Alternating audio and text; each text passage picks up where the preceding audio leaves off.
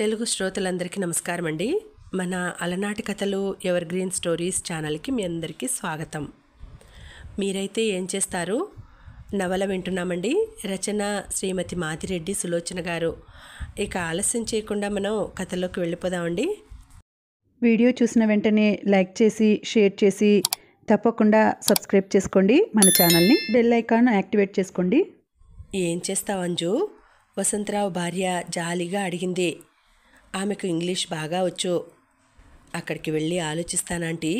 Seat ఇచ్చారంటే లాయే చదువుతాను అన్నది ధైర్యంగా. ఇక్కడ ఉండి పూర్తి చెయ్యమ్మా.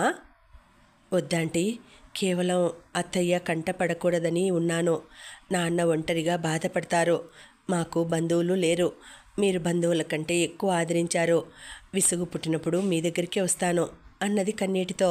అక్కా, నందిని బావురుమన్నది. నీ పెళ్ళికి తప్పక వస్తాను నంది, తప్పక వస్తాను. భుజం తట్టి కళ్ళు ఒత్తుకొని వెళ్ళి ట్యాక్సీలో కూర్చుంది. క్షేమంగా చేరినట్టు ఉత్తరం రాయమ్మా. ఫోన్ చేస్తానంటీ అన్న మాటకు కదిలినట్టు ట్యాక్సీ కదిలిపోయింది. అంజని మరోసారి కళ్ళు ఒత్తుకుంది. భార్య మాటలు తన గదిలో దొర్లుతూ వింటున్న రాజశేఖర్ ఒక్కసారి ఉలిక్కిపడ్డాడు. తన భార్యేనా అన్న అనుమానం కలిగింది. లేచి స్లిప్పర్స్ వేసుకుని బయటకు వచ్చి చూశాడు. పెద్ద సోఫాలో కూర్చున్నారు విజయ, ఆ పట్టణంలో ధనవంతులలో ఒకరైన కళ్యాణ్ దాస్. కళ్యాణ్, మీరు ఆహ్వానిస్తే ఆ నరకానికైనా రెడీయే. Thank you Vijaya, thank you so much. ఆమె చెయ్యి పట్టి నలిపాడు దాస్. వెల్కమ్. మీ టేప్ రికార్డర్ తీసుకురండి. కొత్త టేప్స్ ఏమైనా కొన్నారా అన్నది చిరునవ్వుతో. కొనకపోతేనేం విజయ, వెంటనే కొంటాను. You mesmerise the situation. Oh boy, నవ్విందామే. కళ్యాణ్ దాస్ వెళ్ళిపోయాడు. రాజశేఖర్ పళ్ళు పటపటా కొరుకుతూ బాత్రూంలో దూరాడు. You mesmerise the situation. వెదవన్నర వెదవ. పరాయి స్త్రీ మాటలే సమ్మోహనాస్త్రంలా ఉంటాయి. పళ్ళు కొరుకుతూ బయటకు వచ్చాడు. విజయ నవ్వు తెరలు తెరలుగా వినిపిస్తోంది. తను అక్కడికి వెళితే గానీ ఆగదని తెలుసుకున్నాడు. అందుకే బయటకొచ్చాడు. Come on darling. Mister Sahir, meet my hubby Rajasekhar. మా ప్రొఫెసర్గా ఉండేవారు రాజా, విదేశాల నుండి మొన్ననే వచ్చారు అన్నది. రాజశేఖర్ కోపంగా ఉన్న ముఖానికి చిరునవ్వు పులుముకొని అతనితో కరచాలనం చేశాడు. గ్లాడ్ టు మీట్ యూ అన్నాడు. Same to you mister Rajasekhar. Viji, shall we proceed? అతను లేచాడు. Okay sir. Raja, foreign delegates వస్తున్నారు. నేను రావటం ఆలస్యమవుతుంది. ఈరోజు స్వీటీ స్కూల్లో ఏదో కార్యక్రమం ఉన్నది, వెళ్ళగలవా?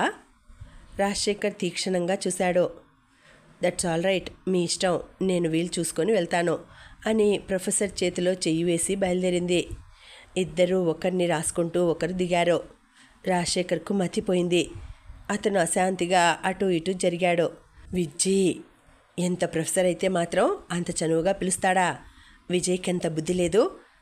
తను మొదటిసారి తన బాస్ రాబర్ట్కు పరిచయం చేస్తే అతని చెయ్యి కలపబోతే పత్తిత్తులా చేతులు జోడించి నమస్తే అని అతని ప్రశంసలు పొందింది. పెద్ద నటి కాదు, మహానటి. పళ్ళు పటపటా కొరికాడు. Good morning daddy. స్వీటీ స్కూల్కి తయారై వచ్చింది. వెరీ బ్యాడ్ మార్నింగ్ అన్నాడు కసిగా. What daddy? కళ్ళు మిటకరించిందా అమ్మాయి. తన పొరపాటు తెలిసి వచ్చింది. కూతుర్ని ఎత్తుకొని ముద్దు పెట్టుకున్నాడు. వెంటనే సైటుకు వెళ్ళాలని గుర్తుకు వచ్చింది. చిచి, తనెంత సంకుచితంగా ఆలోచిస్తున్నాడో. తను ఇష్టం వచ్చిన చోట తిరుగుతున్నాడు. అదేమిటని విజయ ప్రశ్నించిందా? విజయ్ను ప్రశ్నించే హక్కు తనకున్నది. నన్ను ప్రశ్నించే హక్కు ఆమెకు లేదా? మనసు నిలదీసింది. ఆమె స్త్రీ.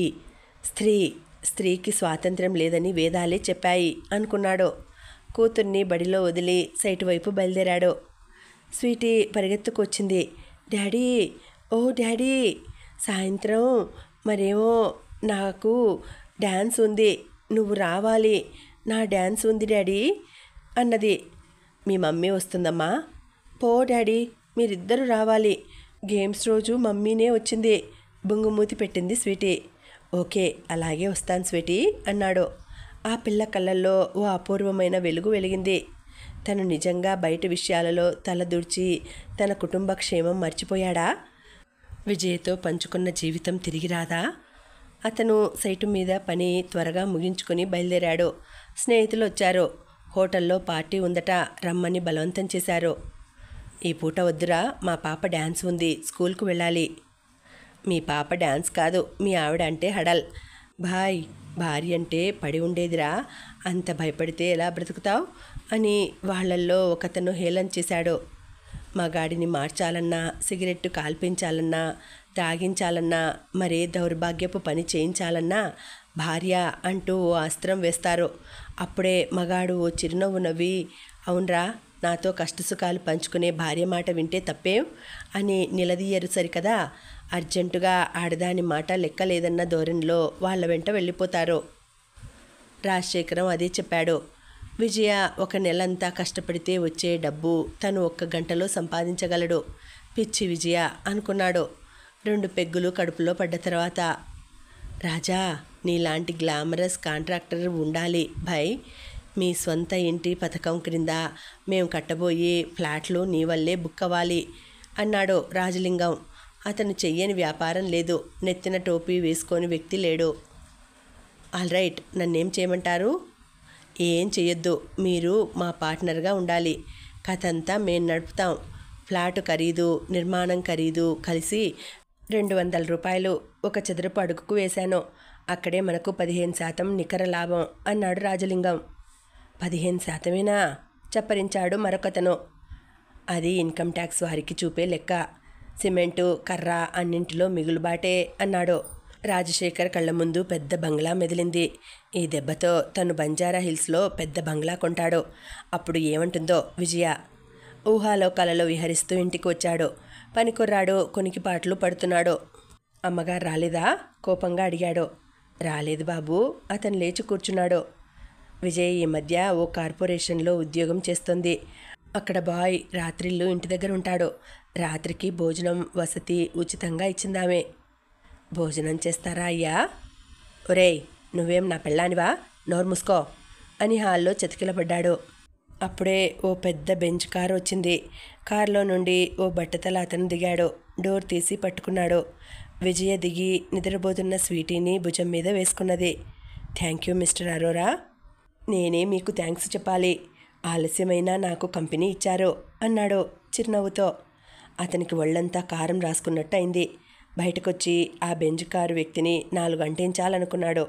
కానీ ఓవర్ డోస్ వల్ల అతనికి లేవటం వల్ల కాలేదు. విజయ కూతుర్ని పడుకోబెట్టి వచ్చి రాజశేఖర్ను లేపింది. అతని జేబులోంచి మీ స్వంత ఇంటి పథకం అన్న ప్రణాళికకు సంబంధించిన కాగితాలు బయటపడ్డాయి. అవి బల్ల మీద పెట్టి అతన్ని నడిపించుకొని పడక గదిలోకి తీసుకెళ్ళింది. డార్లింగ్, నేను తాగానా? నో నో, ప్లీజ్ పడుకోండి అన్నది అరిచినట్టు. ఓకే ఓకే చెంపలు వాయించుకున్నాడు రాజా. డార్లింగ్, నువ్వు డాక్టర్వి, టీచర్లా. నో టీచర్వి, నా బెటర్ హాఫ్వి అని గొనుగుతూ మంచంపై వాలిపోయాడు రాజశేఖర్.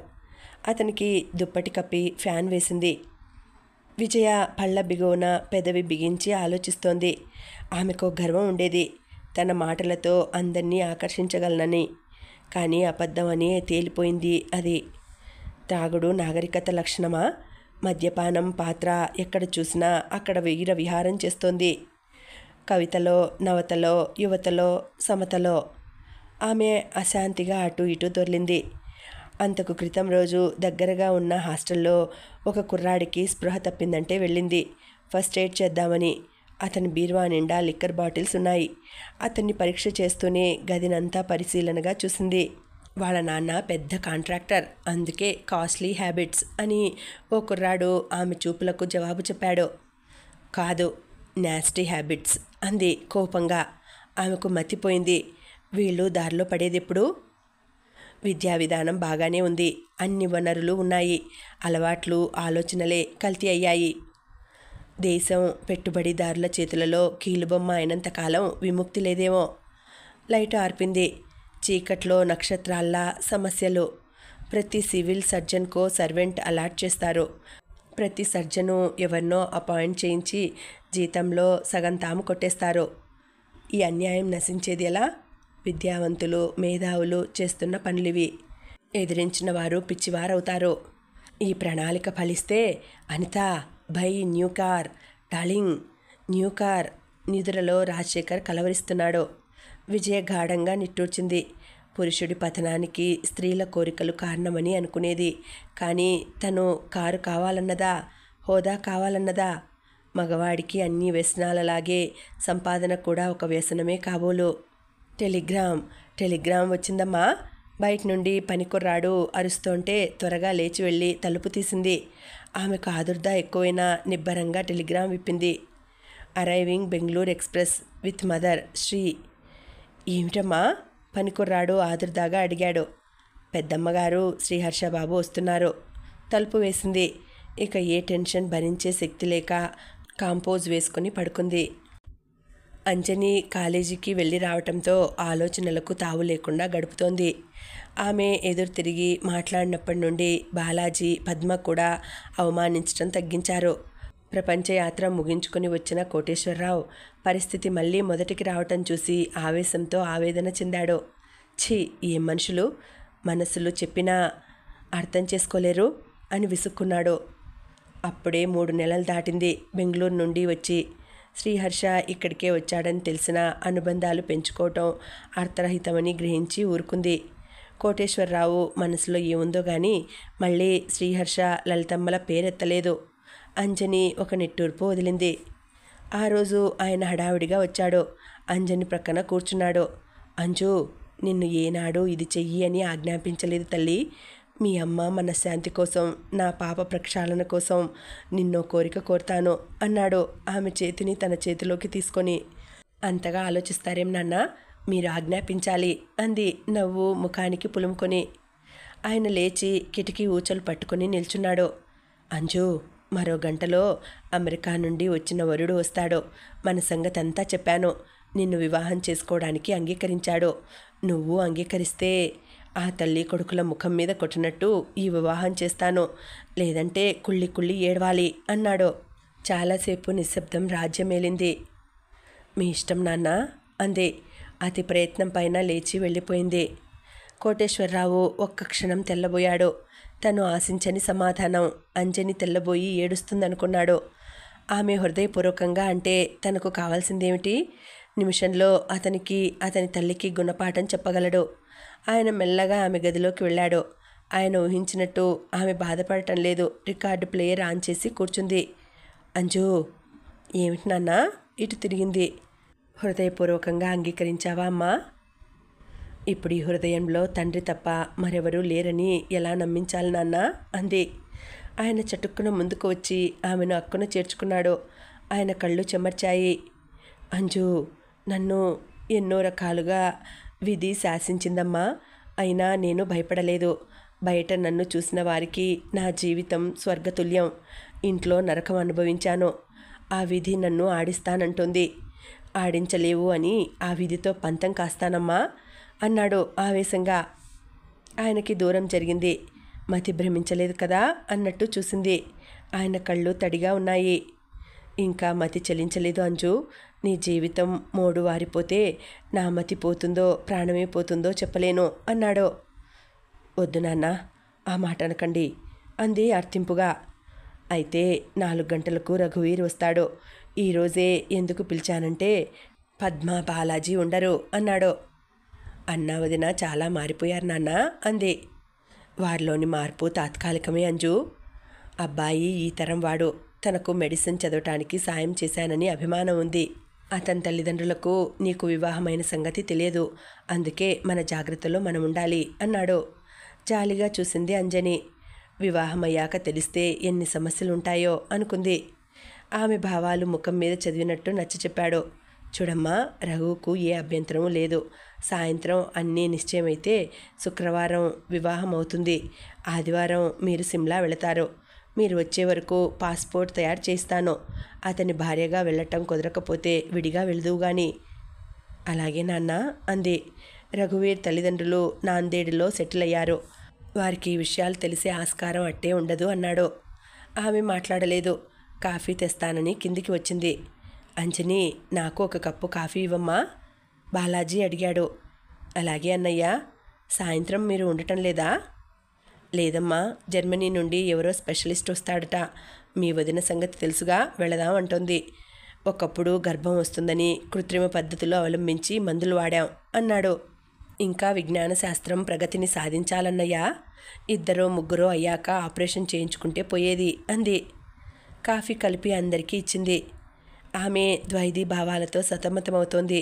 ఇంత తొందరగా తండ్రి తనకు పునర్వివాహం చేయాలని నిర్ణయించుకున్నాడంటే దాని వెనక ఎంత బాధ ఉందో అర్థమవుతోంది. ఎంత బాధనైనా దిగమింగి ఆయనకి ఆనందం కలిగించడమే ధ్యేయంగా పెట్టుకోవాలని నిర్ణయించుకుంది. సాయంత్రం తండ్రి చెప్పినట్టే చక్కగా ముస్తాబైంది. టొమాటో రంగు షిఫాన్ చీర కట్టుకుని తయారై వచ్చింది. చక్కనమ్మ చిక్కిన అందమే అన్నట్టుంది. ఆ మంగళసూత్రాలు తీసి బీరువాలో పడేయమ్మా. మంచిది నాన్న అంది. అవి తీయాలనుకుంటే ఆమె ముందు శ్రీహర్ష వచ్చి నిలబడ్డాడు. ఒక్క క్షణం కళ్ళు మూసుకుంది. స్త్రీ సెంటిమెంట్ల వలయం నుండి బయటపడ్డనాడే విముక్తి. ఓ అజ్ఞాత కంఠం హెచ్చరించింది. గొలుసు తీసివేయలేక జాకెట్లోకి సర్దుకొని పిన్నులు పెట్టుకుంది. వెళ్ళి కారులో కూర్చుంది. ఇద్దరి మధ్య మౌనం రాజ్యమేలింది. హోటల్ ముందు కారు ఆగ్గానే డ్రైవరు తలుపు తీసి పట్టుకుంటే దిగింది. హాయ్, నమస్తే. తలుపు పట్టుకొని నిల్చున్న యువకుణ్ణి విష్ చేసింది. అతనే రఘువీర్ అయి ఉంటాడని గ్రహించి. చాలాసేపైందా రఘు? కోటేశ్వరరావు అడిగాడు. జస్ట్ 5 minutes అన్నాడు చిరునవ్వుతో. ముగ్గురు లోపలికెళ్ళి గదిలోకి వెళ్ళారు. అచ్చు అతనిలాగే ఉన్న స్త్రీ, ఒక్క బట్టతల అతను కూర్చున్నారు. ఆమె రఘువీర్ తల్లా అక్క అంచనా వేయటం కష్టం అనిపించింది. ఆమె అనుమానం గ్రహించినట్టు రఘువీర్ పరిచయం చేశాడు. అమ్మా, అంజని. మీట్ మై పేరెంట్స్ అన్నాడు. అంజని వెళ్ళి నమస్కరించింది. వాళ్ల చూపుల్లోని సంతృప్తే చెబుతోంది వాళ్లకు తను నచ్చిందని. నిర్లిప్తంగా వెళ్ళి ఒక సోఫాలో కూర్చున్నది. ఆమెకిదో కొత్త అనుభవం. వివాహిత అయిన స్త్రీకి పెళ్లి చూపులంటే గమ్మత్తుగా అనిపించింది. ఏం చదువుకున్నావమ్మా? లా 1వ సంవత్సరం చదువుతున్నానండి అంది నమ్రతగా. ఏరా రఘు, అక్కడ లా వాళ్లకు ప్రాస్పెక్ట్ ఉందా? వైనాట్? ఏం తీసుకుంటారు? రఘువీర్ అడిగాడు. అతని దృష్టి అంతా అంజని అందమైన ముఖం మీదే ఉంది. ఆమె తలెత్తి చూడగానే చిరునవ్వు నవ్వాడు. అంజని హృదయంలో శ్రీహర్షను చూసినప్పుడు కలిగే సంచలనం, ఆదుర్ద కలగటం లేదు. సముద్ర తరంగంలా ఉప్పొంగటం లేదు. తల వంచుకున్నది. రఘు, నేను బయలుదేరే ముందే అన్నీ పంపమని ఆర్డర్ చేశాను. నువ్వేం కంగారు పడకు అన్నాడు. ఐసీ. అతని మాటలు పూర్తి కాకముందే 2 స్వీట్లు, 2 హాట్లు, పళ్ళు తెచ్చి అక్కడ సర్దారు బేరర్లు. ఐస్ క్రీమ్ 10 నిమిషాలయ్యాక పంపిస్తాను సార్ అని అతను వెళ్ళిపోయాడు. రఘువీర్ లేచి వచ్చి ఒక ప్లేట్లో సమోసా, పకోడీ, స్వీట్స్ పెట్టి అంజనికి ఇచ్చాడు. థ్యాంక్ యూ అంటూ తీసుకుంది. అప్పుడే వేడివేడిగా నూనెలో నుండి తీశారేమో, గుప్పుమని వాసన వేసింది. అంజనికి కడుపులో తిప్పినట్టయింది. అలాగే ప్లేటు పట్టుకొని కూర్చుంది. ఆమె లేచి తనకు ఆఫర్ చేస్తుందేమోనని చూశాడు రఘువీర్. ఆమె కదలకుండా కూర్చోవడంతో ఒక్క క్షణం తటపటాయించాడు. గాయపడినట్టు ముఖం పెట్టి మరి నిమిషమే తేరుకున్నాడు. ఆమెను నిందించి లాభం లేదు. 2 స్నేహితులు ఏ కారణం చేత విడిపోయినా ఆ బాధ చాలా రోజుల వరకు ఉంటుంది. తీసుకోండి అన్నాడు తనే ముందు మాట్లాడుతూ. థ్యాంక్స్ అన్నది ఆమె. వడలను చూస్తేనే అదో మాదిరిగా ఉంది. తుంచి చేత పట్టుకుంది. ఆ నూనె కల్తీదేమో, కంపు వాసన కొడుతోంది అనుకుంది. కానీ మిగిలిన వారు చక్కగా తింటున్నారు. మర్యాదగా ఉండదని త్రుంచిన ముక్క నోట్లో పెట్టుకుంది. అంతే, బళ్ళున వాంతైపోయింది. ఓ, ఏమైంది? రఘువీర్ లేచి ఆమెను సోఫాలో కూర్చోబెట్టాడు. కోటేశ్వరరావు బాయ్ని కేక వేశాడు. ఏమ్మా? ఆదుర్దాగా కూతురి ముఖం చూశాడు. ఐఎమ్ సారీ, ఇంటికి వెళ్ళిపోదాం నాన్నా. అలాగేనమ్మా, కాసేపు విశ్రాంతి తీసుకో అన్నారాయన. ఆయనకు చిరాకుగానే ఉంది. తిండి తినే సమయాన వాంతి కావటం అసహ్యకరమైన విషయం, అశుభ సూచకం. బాయ్ వచ్చి రూమ్ శుభ్రం చేశాడు. కోటేశ్వరరావు అతనికి 5 రూపాయలు ఇచ్చాడు. ప్లీజ్ ఒక్కసారి టెస్ట్ చేయనా? రఘువీర్ అడిగాడు. మౌనంగా తలూపింది. అతను మెల్లగా అడిగే ప్రశ్నలకు ఆమె జవాబు చెప్పింది. అతని ముఖం గంభీరంగా మారింది. అతను మందులు రాశాడు. కోటేశ్వరరావు గారు, ఆమె బలహీనంగా ఉంది, జాగ్రత్తగా మందులు వాడండి అన్నాడు. అందరూ సగంలోనే పలహారం వదిలేసి కాఫీ తాగారు. అంజని కాఫీ కూడా తాగలేకపోయింది. ఏదైనా కూల్ డ్రింక్ తీసుకుంటారా? రఘువీర్ ప్రేమగా అడిగాడు. No thanks. అవి తలుచుకుంటేనే కంపరం పుడుతోంది. మొన్న వంట ఆవిడ గంజి తాగుతుంటే ఆ గంజి త్రాగాలనిపించింది అన్నది. రఘువీర్ చిన్నగా నవ్వాడు. ఆ తర్వాత ఎంత ప్రయత్నించినా మాటలు సాగలేదు. కోటేశ్వరరావు మళ్ళీ కలుస్తానని కూతుర్ని తీసుకొని లేచాడు. అబ్బాయికి అమ్మాయి ఎప్పుడో నచ్చింది, మేము చూసాము, బంగారు బొమ్మ. అన్నయ్య, మీరు ముహూర్తాలు పెట్టించి రాయండి. రఘువీర్ తల్లి తృప్తిగా చూసింది. అలాగేనమ్మా, వస్తాం, రఘువీర్ తండ్రికి చెప్పాడు. అంజని క్రిందకు దిగివచ్చి కారులో కూర్చుంది. కోటేశ్వరరావు రిసెప్షన్ దగ్గరకు వెళ్ళాడు. థ్యాంక్స్ రఘువీర్ గారు. థ్యాంక్స్ ఎందుకు? అతను కారు తలుపు వేశాడు. మీకు నా విషయం తెలిసిపోయింది, అయినా అందరి ముందు బయట పెడితే నా పరువు పోయేది అంది బాధగా. ప్లీజ్ టేక్ ఇట్ ఈజీ అన్నాడతను. ఈ విషయంలో నాన్నగారు అబద్ధం చెబితే ఆయన తరపున నేను క్షమాపణ కోరుకుంటాను అంది. I can understand your father's anxiety అన్నాడు చిరునవ్వుతో. మీ విశాల భావాలకు నా ధన్యవాదాలు అంది ఆర్తిగా. నో మెన్షన్ అన్నాడు. అతని కళ్ళల్లో ఎన్నో ప్రశ్నలు, జవాబు ఒక్క మాటలో చెప్పలేదు. అంతలో కోటేశ్వరరావు వచ్చాడు. అమ్మా నాన్నల అభిప్రాయం విన్నావుగా రఘువీర్ అన్నాడు ఆనందంగా. మీ అమ్మాయి గర్భవతి. Sorry to say so. ఆమె గర్భవతిని నాకేం అభ్యంతరం లేదు, ఆమెకే ఉంటుందేమో అన్నాడు. కోటేశ్వరరావు ఇంకేం వినదలుచుకోలేదు. కారెక్కి తలుపు వేశాడు. తలుపు చప్పుడులోనే అర్థమైంది అతని కోపం, అసహాయత. రఘు, రేపు ఫోన్ చేస్తాను అన్నాడు. దారిలో తండ్రి కూతురు ఒక్క మాట మాట్లాడుకోలేదు. అతను తన గదిలోకి వెళ్ళి తలుపులు వేసుకున్నాడు. ఆ క్షణంలో అతన్ని పలకరించి సాహసించలేదు అంజని. పద్మ గదిలో నుండి మూలుగు వినిపించింది. ఆమెకు ఎంత వద్దనుకున్నా మనసాగలేదు. వదినా అంటూ గదిలోకి వెళ్ళింది. అంజని, నా ప్రాణం పోతోంది, మీ అన్నకు ఫోన్ చెయ్యి అంది బాధగా. మెలికలు తిరుగుతోంది. ఏమైంది వదినా, మీరెక్కడికో వెళ్ళాలన్నారు? అంజని, మంచినీళ్ళివ్వు అంది అటు ఇటు దొర్లుతో. అంజని మంచినీళ్ళిచ్చి డాక్టర్కి ఫోన్ చేసింది. అసలు ఏమైంది వదినా? చెట్టు మందు పోస్తే కడుపులో మలినం పోతుందంటే. అబ్బా, అమ్మా, మెలికలు తిరిగిపోతోంది. ఆమె కడుపు రాస్తూ కూర్చుండిపోయింది. నాగరికతకు మారుపేరు తన వదిన. ఇంకా చెట్లు, పసర్లు, నాటు వైద్యాలు. హాస్యాస్పదంగా తోచింది. ఈనాటి నవనాగరికులే అమ్మలను బాబాలను నమ్మి బెల్బాటం ప్యాంటుపై సత్యసాయి విభూతి ధరిస్తారని తెలియదు. డాక్టర్ వచ్చి చివాట్లు వేసి మందు ఇచ్చాడు. అమ్మాయి, ఆ మాత్రలు గంటకొకటి వేయాలి, నాదేం లేదు, ఇక జాగ్రత్తగా చూసుకోవలసిన బాధ్యత మీది అని వెళ్ళిపోయాడు. అంజని మాత్ర ఇచ్చి పాలు తాగించింది. 10 నిమిషాల్లో నొప్పి తగ్గింది. మీరు ఆలోచిస్తూ బుర్ర పాడు చేసుకోకండి వదినా, అన్నయ్యకు ఫోన్ చేసి వస్తాను. అంజని ఆమె దుప్పటి సవరించి వచ్చింది. క్లబ్కు ఫోన్ చేసింది. అతను ఆట మధ్యలో పిలిస్తే విసుక్కుంటాడమ్మా. అక్కడ ఫోన్ ఎత్తిన అతను జవాబిచ్చాడు. భార్యకు చాలా సీరియస్గా ఉందని చెప్పండి అన్నది. అతను వెళ్ళి పిలుచుకొచ్చాడు. నాన్సెన్స్, ఏమిటిది? ఎవరు? అంజని, ఆ బిచ్చుకు రోగం లేనిదెప్పుడు? ఎంత సీరియస్గా ఉన్నా నాకు ఫోన్ చేయకు, చస్తే చెయ్యి. I will be happy. తలనొప్పి, నువ్వు చూసుకో, లేకపోతే ఆసుపత్రిలో చేర్పించు అన్నాడు బాలాజీ. అతనితో ఒక్క మాట మాట్లాడలేక ఫోన్ పెట్టేసింది. భార్య అంటే అంత చులకనా? వస్తున్నారా అంజని? నీరసంగా అడిగింది పద్మ. వస్తారు వదినా, ఎవరో గెస్ట్లు వచ్చారట అన్నది. నాకు తెలుసు అంజని, ఆయనకు నేనంటే రవ్వంత కూడా ప్రేమ లేదు. ఆసుపత్రిలో పారయ్యి అని ఉంటారు. వెక్కి వెక్కి ఏడ్చింది. అంజనికి ఎలా ఓదార్చాలో తెలియదు. తెల్లవార్లు ఆమె మంచం దగ్గరే కూర్చుంది. పొద్దున్న కాఫీ తాగింది. తను తీసుకుంటుండగా కోటేశ్వరరావు పిలిచాడు. డాక్టర్ సుధారావు దగ్గర అపాయింట్మెంట్ తీసుకున్నాను, 8 గంటలకు వెళదాం అన్నాడు. అలాగే వెళదాం నాన్న అన్నది జడ విప్పుకుంటూ. ఎందుకని అడగవేం? చెకప్కు కాదు, అబార్షన్ చేయిస్తాను అంటుంటే అతని గొంతులో కఠినత్వం కరకరలాడింది. మంచిది నాన్న అన్నది.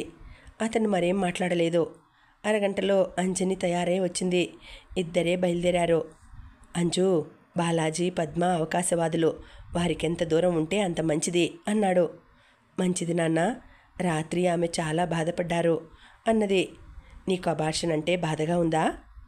నాన్న, అలాంటి ప్రశ్నలు అడగవద్దు. కేవలం నేను మీ కూతుర్ని, మీకు ఇష్టమైన పని ఏదైనా చేస్తాను. అమ్మా. అవును నాన్న, నాకు మిగిలింది మీరు. మీకు మిగిలింది నేను, మీకోసం ఏమైనా చేస్తాను అన్నది. అతను ఆ మాటలకు ఉలిక్కిపడ్డాడు. ఇద్దరూ లేచి డాక్టర్ దగ్గరకు వెళ్ళారు. ఆమె పరీక్ష చేసింది. డాక్టర్, ఒక్క నిమిషం. కోటేశ్వరరావు ఆమెను ఎడంగా తీసుకువెళ్ళాడు. అంజని గుండె దడదడలాడింది. ఒక్కసారి తను శ్రీహర్షతో పంచుకున్న మధురమైన క్షణాలు గుర్తుకు వచ్చాయి. ఒక్క బెడ్ అయితే చాలు, ఎంత ఖాళీగా ఉందో చూడండి. అతని కైదండ అండగా చేసుకుని పడుకొని అడిగింది. ఆ ఖాళీ స్థలం 2 పాపలకే సరిపోతుంది, మరిద్దరు కాక 4 కావాలా? అంజు, మనకు ఇంటి నిండా పిల్లలుండాలి, ఎప్పుడు ఇల్లు పిల్లల కేరింతలతో ఏడుపులతో కళకళలాడుతుండాలి అన్నాడు. కానీ విధి ఎంత క్రూరంగా ఆడుకుంటోంది తమ జీవితాలతో. ఊపిరి పోసుకోకముందే అతని బిడ్డను అంతం చేస్తోంది. ఆమె కళ్ళు ఒత్తుకుంటుండగా కోటేశ్వరరావు వచ్చాడు. ఆమె కంగారుగా ముఖం దాచుకుంది. పదమ్మా. అంజని లేచి ఆపరేషన్ థియేటర్ వైపు నడిచింది. మరేం పర్వాలేదమ్మా, ఇప్పుడు వెళ్ళొచ్చు, విజయ్కు చెబుతానులే నవ్వింది డాక్టరమ్మ. అప్పటికే కోటేశ్వరరావు వెళ్ళి కారులో కూర్చున్నాడు. అంజని వచ్చి తండ్రి పక్కన కూర్చుంది. ఆలస్యం అయితే అబార్షన్ కష్టం నాన్న అనబోయి మాట మింగేసింది. ఈ బాధరాబందీ బాధ కంటే అదే మేలనుకుంది. ఇంటికి రాగానే కోటేశ్వరరావు వెళ్ళి మందులు తెచ్చాడు. మందులతో గర్భస్రావం అవుతుందని చెప్పిందేమో అనుకున్నది. కానీ మందులన్నీ పాప ఆరోగ్యంగా పెరగటానికిచ్చేవి. అర్థం కానట్టు తండ్రి వైపు చూసింది. అంజు, మీ అందరికంటే ముందు నేను గాఢంగా ప్రేమించి అభిమానించిన వ్యక్తి ఆనంద్ బాబు. ప్రేమంటే స్త్రీ పురుషుల మధ్య సంబంధం అనుకుంటారు, కానీ అభిమానానికి అనురాగానికి హద్దుల్లేవమ్మా. కళ్ళు తుడుచుకున్నాడు. మీరు ఏడుస్తున్నారా నాన్న? ఆనంద్ను అగ్నికి ఆహుతి చేసి ఇంతకంటే ఎక్కువే ఏడ్చాను. అతని వంశాంకురాన్ని నాశనం చేయలేనమ్మా, చేయలేను. అతని గుర్తుగా పెంచుతాను అన్నాడు. నాన్నా, పసిపిల్లల తండ్రిని వాటేసుకుని బావురుమంది. వెళ్ళి మందులు వేసుకో అన్నాడు తల నిమిరి. ఆమెకు ఒక్కసారి సంతోషంగా గంతులు వేయాలని ఉంది. ఎవరితోనైనా తన సంతోషం పంచుకోవాలని ఉంది.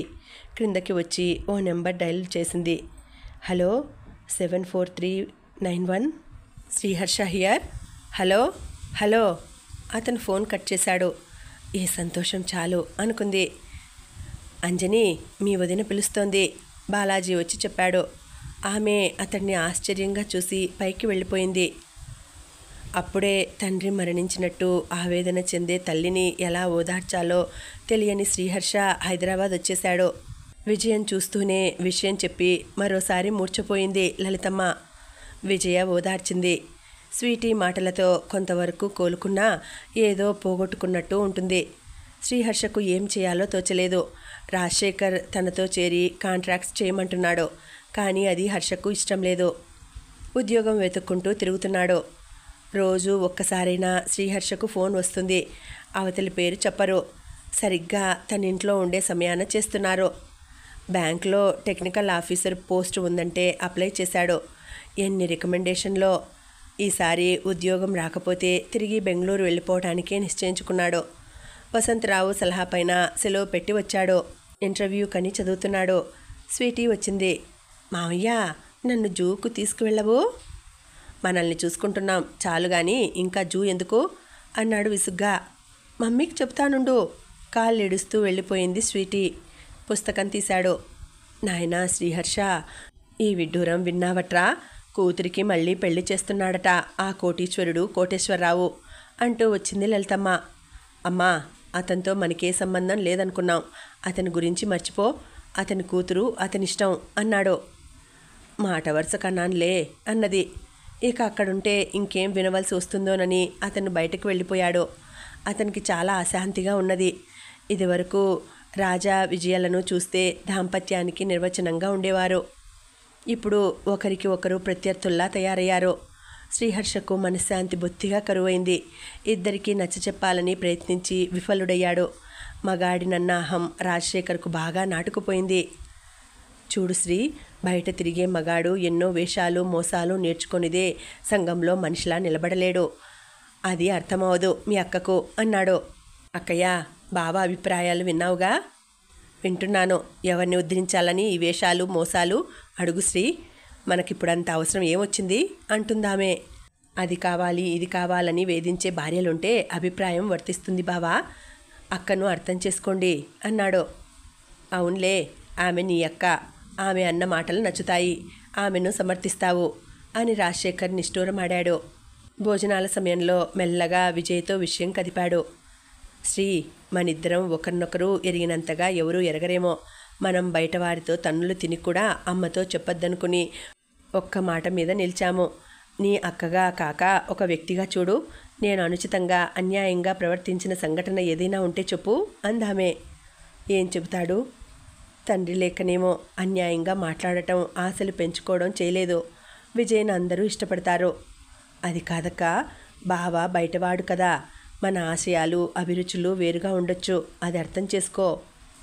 ప్రయత్నిస్తాను అంది.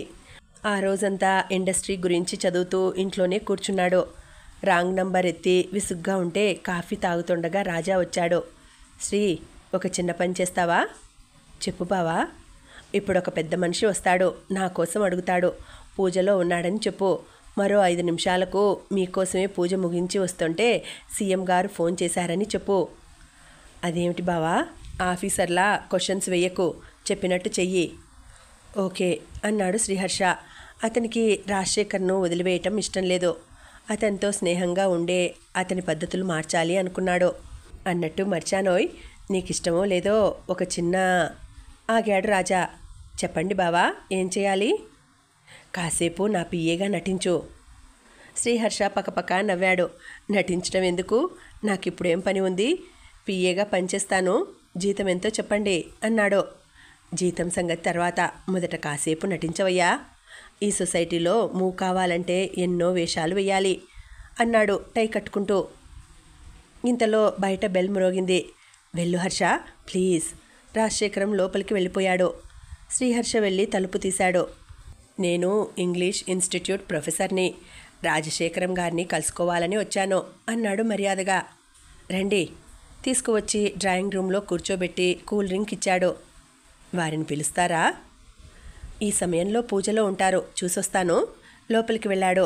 రాజశేఖర్ పరదా చాటున నక్కి నాటకం చూస్తున్నాడు. చేయితో చూపించాడు ఫోన్ చేస్తున్నట్టు. శ్రీహర్ష బయటకు వచ్చాడు. మీరు వస్తానని చెప్పారట, అందుకే ప్రయాణం ఆపుకొని కూర్చున్నారు. ఇప్పుడే సీఎం ఫోన్ వచ్చింది. మనసున్న మనిషికి అలాంటి అబద్ధాలు ఆడాలంటే ఎంత నరకమో మొదటిసారి అర్థమైంది. 10 నిమిషాల తర్వాత పట్టులుంగి చుట్టుకొని, చెవిలో పువ్వు, నుదుట కుంకుమ దిద్దుకొని వచ్చాడు రాజశేఖరం.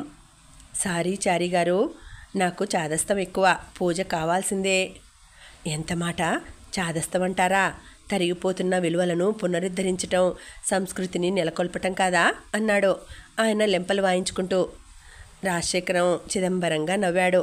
శ్రీహర్షకు అర్థమైంది చారీ గారు పరమభక్తుడని, అతని అభిప్రాయాలతో ఏకీభవించాలని తన బావగారు ప్రయత్నిస్తున్నాడని.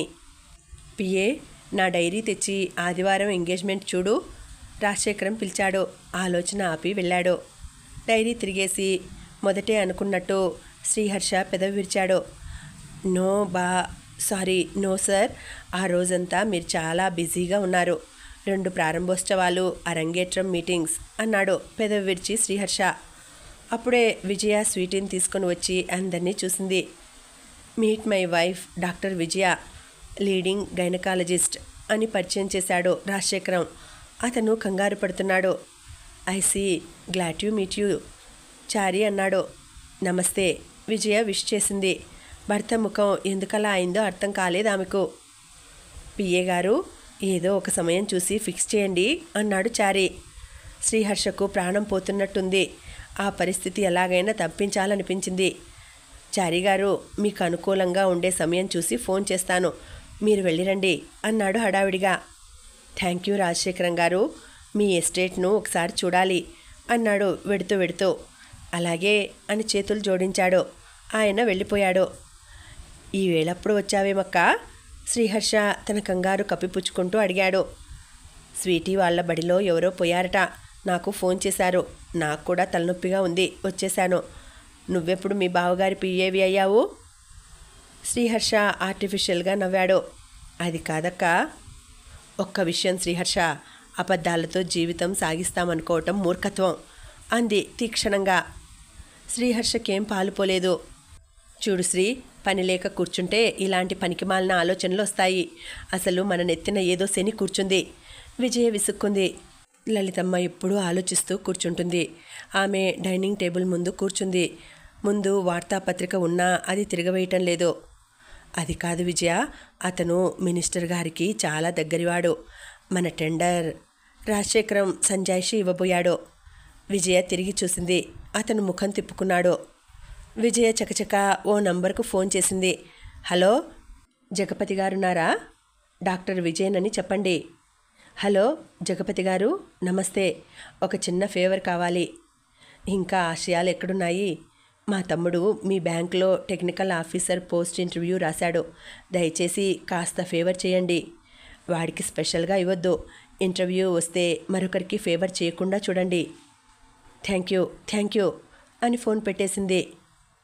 జగపతి గారు నీకు తెలుసా విజీ? రాజశేఖరం ఆశ్చర్యంగా అడిగాడు, కోపం కంగారు మరిచి. జగపతి పేరు వినగానే నాదస్వరం విన్న పాములా అయ్యాడు. ఈ మధ్యే వాళ్ళ ఏకైక పుత్రికకు ఆపరేషన్ చేశాను. ఆవిడకు ప్రాణాపాయం అన్నారట. నేను కాపాడానని ఓ వెర్రి అభిమానం. కాస్త వెటకారంగా అంది. అతనితో చాలా పని ఉంది డార్లింగ్. బ్యాంకులన్నీ అతని చేతిలో ఉన్నాయి. తబ్బిబ్బైపోయాడు. తెలుసు, అందుకేగా ఆత్మను చంపుకొని చేసిన దానికి మరో రూపంలో ప్రతిఫలం తీసుకుంటున్నాను అన్నది. భలేదాని విజయ, ప్రపంచంలో అన్నిటికన్నా ఖరీదైనది, ఎవ్వరూ ఇవ్వలేనిది ప్రాణం. ఆ ప్రాణం ఇచ్చావు నువ్వు. దానికి ప్రతిఫలంగా చిన్న ఫేవర్ అడిగావు, అంతే కదా అన్నాడు. విజయ చిరాకుగా చూసింది. మీ సొంత ఇల్లు అనే పథకం క్రింద కట్టే ఇండ్లకు కాంట్రాక్ట్ సంపాదించడానికి ఎంత కష్టపడ్డానో నీకు తెలుసుగా. కొన్నిసార్లు డబ్బు చాలా అవసరం. సిమెంటుకు దానికి కావాలి. ఓవర్ డ్రాఫ్ట్ ఇప్పించు చాలు అన్నాడు పూర్తిగా తగ్గిపోతూ. రాజా, ఇన్నాళ్ళు అవసరం లేదా? తీక్షణంగా చూసింది. ఎక్కడ కాస్త ఇన్ఫ్లుయెన్స్ ఉన్న మనిషి కనిపిస్తే అక్కడ అడగటం ఐ హేట్ ఇట్ అన్నది కాస్త కోపంగా. ఇన్నాళ్ళు అవసరానికి వేలకు వేలు కోటేశ్వరరావు సర్దాడు. మొన్న వెళితే పురుగును చూసినట్టు చూశాడు అన్నాడు. ఏమిటి, కోటేశ్వరరావు దగ్గర డబ్బు తెచ్చేవారా? అక్క తమ్ముడు ఒక్కసారి అడిగారు. మరి వ్యాపారం అంటే డబ్బు వెచ్చిస్తేనే డబ్బు వస్తుంది అన్నాడు. ఇద్దరూ మాట రానట్టు ఉండిపోయారు. విజయ్కు తెలుసు తను ఒక్క మాటన్నా రెచ్చిపోవాల్సి వస్తుందని. ఆమె వెంటనే గదిలోకి వెళ్ళి పాటలు వేసుకొని కూర్చుంది. శ్రీహర్ష కూడా ఒక్కసారి బావగారిని చూసి బయటకు వెళ్ళిపోయాడు. ఇంకా ఉందండి, కథ కొనసాగుతుంది. మళ్ళీ వచ్చే వీడియోలో తర్వాతి భాగం వినేద్దామండి. అంతవరకు సెలవు. నమస్తే.